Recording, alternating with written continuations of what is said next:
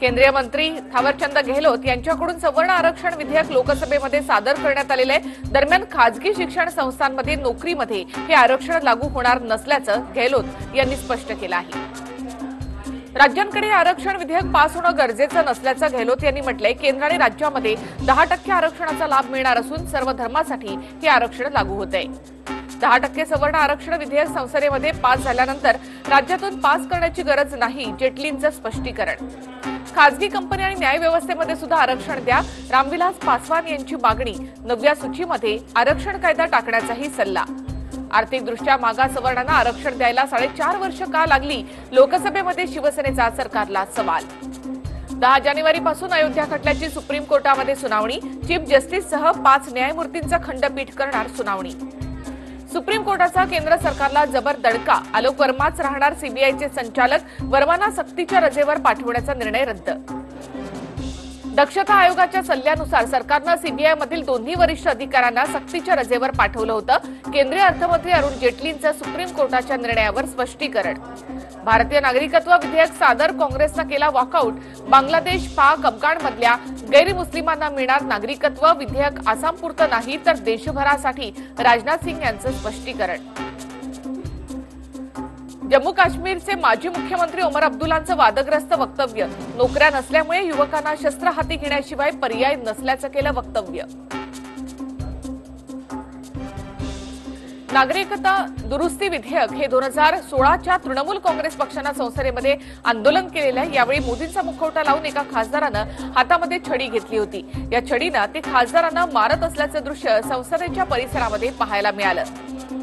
Rafale deal संदर्भात संरक्षण मंत्री खोटं बोलत आहेत, पण माझ्या प्रश्नांना त्या कोणतेही उत्तर देत नाहीत असा आरोप राहुल गांधींनी केलाय। नॉर्वेच्या पंतप्रधान एर्ना सोलबर्ग या दिल्लीमध्ये दाखल झाल्यानंतर राष्ट्रपती भवनामध्ये त्यांनी पंतप्रधान मोदींशी चर्चा केली।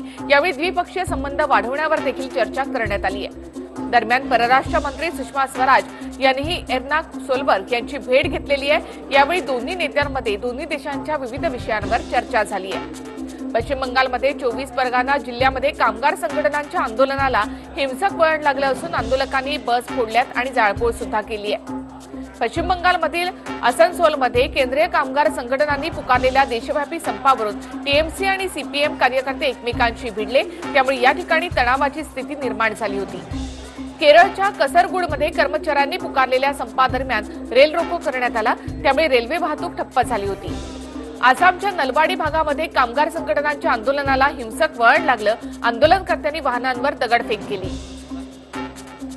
कोलकात्यातील जधवपूर इथे कर्मचाऱ्यांच्या संपादरम्यान पोलीस आणि कार्यकर्त्यांमध्ये झटापट झाली आणि त्यामुळे तणाव निर्माण झाला होता।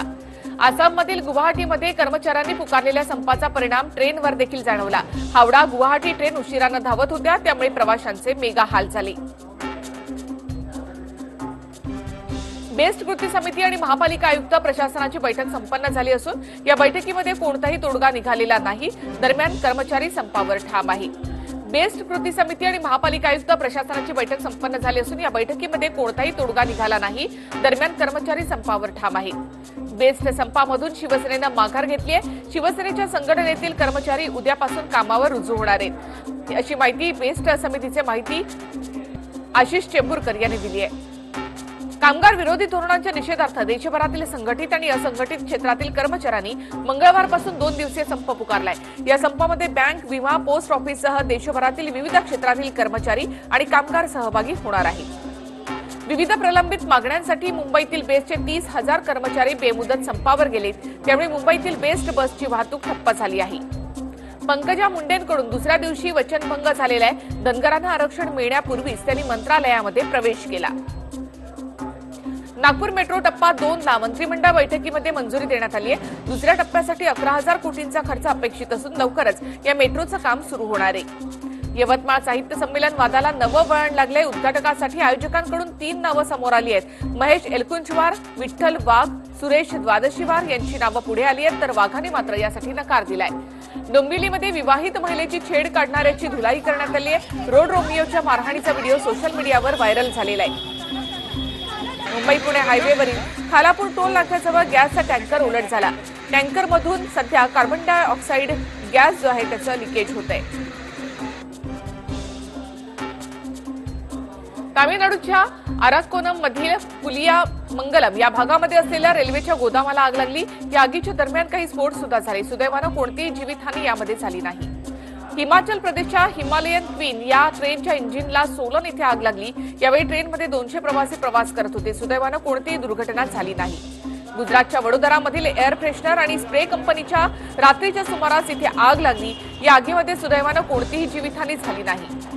जम्मू काश्मीरच्या दोडामध्ये बर्फवृष्टी झाली असून त्यामुळे सर्व व्यवहार थंडावलेत, तर जनजीवन सुद्धा विस्कळीत झालेलं आहे। इराणचे चबहार बंदर हे भारताकडून चालवण्यास सुरुवात झाली आहे। भारतानं परदेशी बंदर चालवण्याची ही पहिलीच वेळ आहे। चीनचे राष्ट्राध्यक्ष शी जिनपिंग यांच्या निमंत्रणावरून उत्तर कोरियाचे अध्यक्ष किम जोंग उन हे 4 दिवसांच्या चीनच्या दौऱ्यावर आले। ट्रम्प आणि किम जोंग यांच्या भेटीच्या पार्श्वभूमीवर ही बैठक महत्त्वाची मानली जाते। अमेरिकेच्या लास वेगासमधील ग्राहक प्रदर्शन शोमध्ये आसूस कंपनीनं आपला जगातील पहिला नॉच डिस्प्लेचा लॅपटॉप लॉन्च केलेला आहे। ऑनर कंपनीनं नुकताच चीनमधील ऑनर V20 लॉन्च केलेला आहे। भारतामध्ये हा स्मार्टफोन 29 जानेवारीला लॉन्च करण्यात येणार आहे। 2019 मध्ये वॅगनआरची नवी कार जी आहे ती लॉन्च होते। या कारची वैशिष्ट्ये अशी आहेत, जुन्या कारपेक्षा ती अधिक मोठी असून त्यामुळे कारच्या या नव्या मॉडेलला अनेक जणांनी पसंती दिली आहे। विराट कोहली आणि त्याच्या संघानं ऑस्ट्रेलियामध्ये रचलेल्या इतिहासाचा मला केवढा अभिमान वाटतोय हे खरोखरच शब्दात सांगू शकत नसल्याची प्रतिक्रिया VVS लक्ष्मणनं व्यक्त केली आहे। भारतानं ऑस्ट्रेलियाला नमवत वॉर्नर गावस्कर ट्रॉफी जिंकल्यानंतर सुनील गावस्करांच्या डोळ्यामध्ये असे आनंदाश्रू आले होते। वेगवान गोलंदाज जसप्रीत बुमराहला ऑस्ट्रेलिया विरुद्धच्या वन डे आणि न्यूझीलंड विरुद्धच्या T20 मालिकेसाठी विश्रांती देण्यात आली आहे।